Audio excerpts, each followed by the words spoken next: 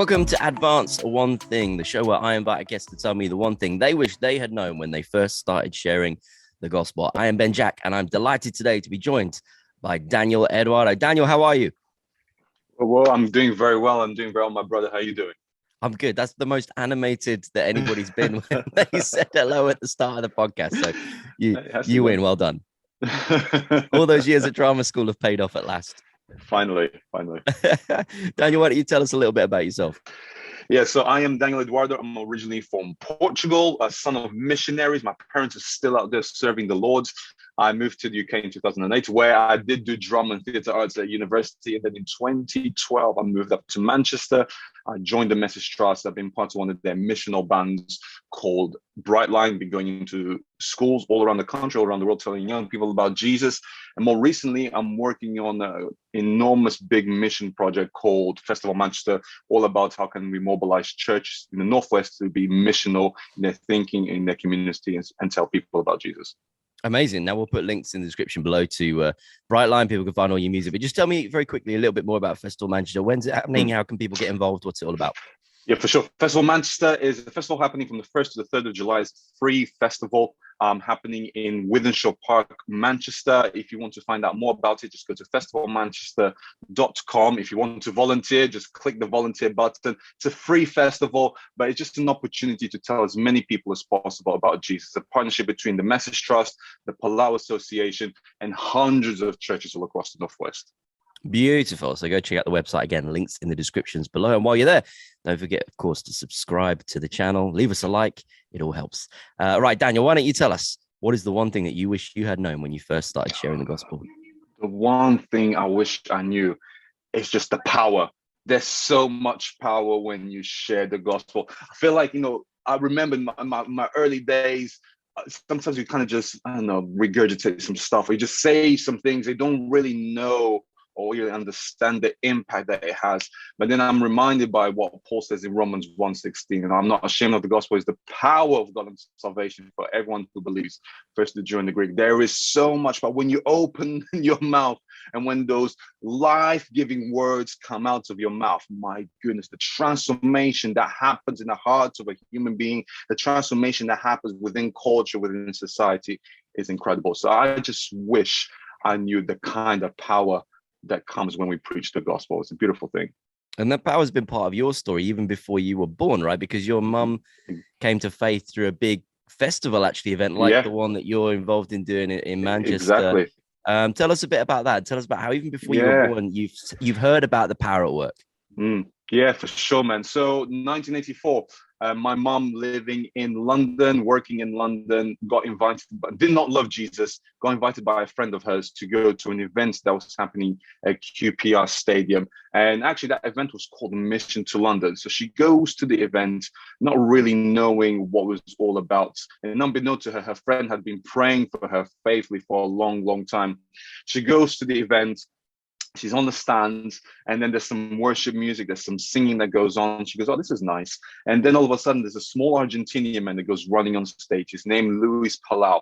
He preaches the gospel in a way that she understands, and it just clicked for her. And she was like, she says she remembers how the moments went. Everything went bright and everything went quiet.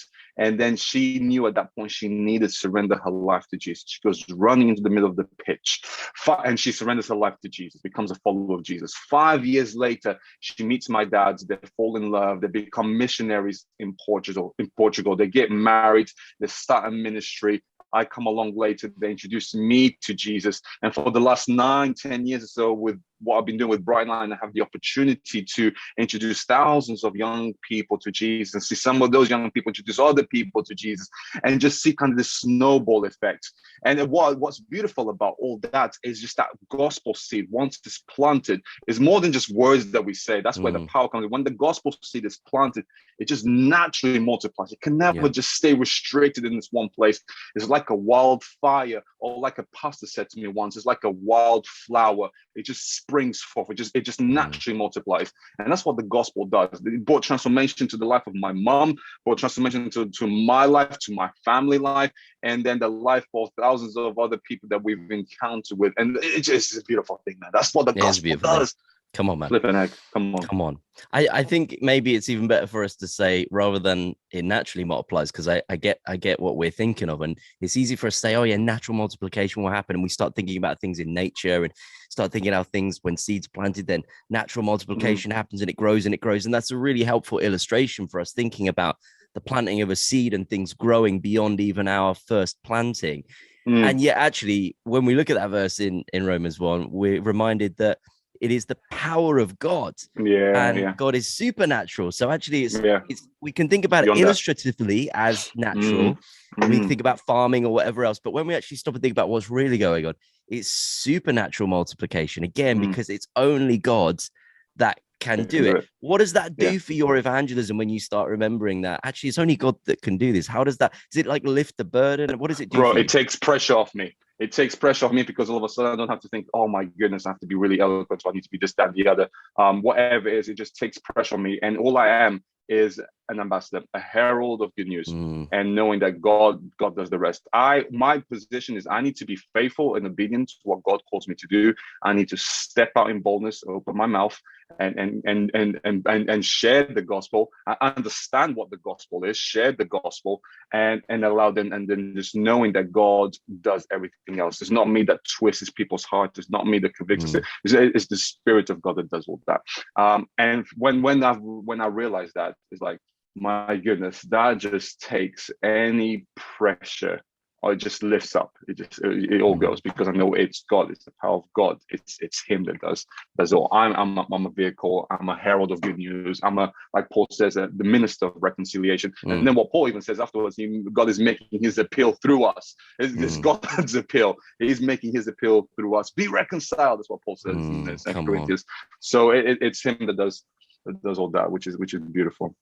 And how have you seen that play out as you've been evangelizing? You've preached the gospel personally and publicly to tens of thousands of people through your BrightLine stuff, through your preaching in churches around the world, and just through, I know you're really good at having conversations with people one-to-one as well. How have you seen that power like move beyond your abilities, your giftings? I don't just mean like, well, people came to faith. That's the ultimate expression of it, right? But have there been other ways that you've seen, God's power is at work in the presentation of His gospel here? For sure. I think that, a lot of times it's the boldness, bro. I think is the moment of, I don't know, I'm finding myself in a situation, and all of a sudden it just feels like there's this thing, this boldness, like I just, the urge and the need. And I know it's not a Daniel thing, because maybe in a lot of those times I'm either tired, I just want to have my introverted time. I just want to be quiet and read my book or listen to my podcast or whatever it is. And there's just like, this urge within me. And I know that's a prompting of God. That is just God mobilizing me. It's like, come on, Daniel, let's go for it. And so in moments like that, I really see, I guess, God's power moving. Even certain situations where I wouldn't even know what to say or how to interact in that particular moment, and just see God's Spirit just boom, just move and do some beautiful things. Wow. And in terms of like our role and responsibility in this stuff, I think we can go like one way or the other on the pendulum. Either the pendulum can be all the way over here where we think, no, I can't do it, and we forget that God's power is there to empower us. He leaves His Spirit so that we will be His witnesses, as He tells us in Acts 1:8. So we can kind of forget that God's Spirit has been given, that we can be empowered so that we can go. And it's only by His Spirit that we can go. On the other end of the spectrum, we can swing the pendulum so far the other way that we think, well, if the power of salvation is all God's, why does He even need me to be involved at all? So how do you kind of maintain the right posture of, God, you've asked me to be involved and you delight in me being involved. You don't need me in that sense, because God has no need in that sense, but you desire for me to be involved. I can't do it in my own strength. I need your power. Even though you could do it without me, you've chosen to do it with me. How do you maintain the tension of all of those things and keep the right perspective? Yeah, man. You know what? I think my role is, man, I want to love Jesus with everything that I have. And because I love Him so much, I want to love on people. And because I love people so much, I want to tell people about Jesus. I think that's how, for me personally, that's how I keep my healthy perspective. Like, man, I love you. I want to serve you. and know the calling on my life. I believe that for everyone who's a follower of Jesus to be these ministers of reconciliation, like I said earlier. And then even when Paul's talking, he's talking to everyone. It's like, I love you. I've been a target of your love. I can't keep this to myself at all. Like I've been set a target of amazing grace. I've been saved from something and for something. I need to, that kind of motivates me. So even moments I'm feeling like, really, you can just do it. Like, no, I know what my calling is. I'm gonna be faithful and I'm gonna be obedient to it. Loving God, loving people keeps me on the right path to keep doing what I'm doing. Beautiful. So the one thing that you wish you know when you first started sharing the gospel is just the power of the gospel. Power of the gospel. Beautiful. Daniel, thanks so much for joining us today. Do go and check out more about Festival Manchester. And if you are even remotely close to Manchester, then go and get yourself involved. It's going to be an incredible weekend, 1st to 3rd of July. Links in the description below. In the meantime, we will catch you in the next one.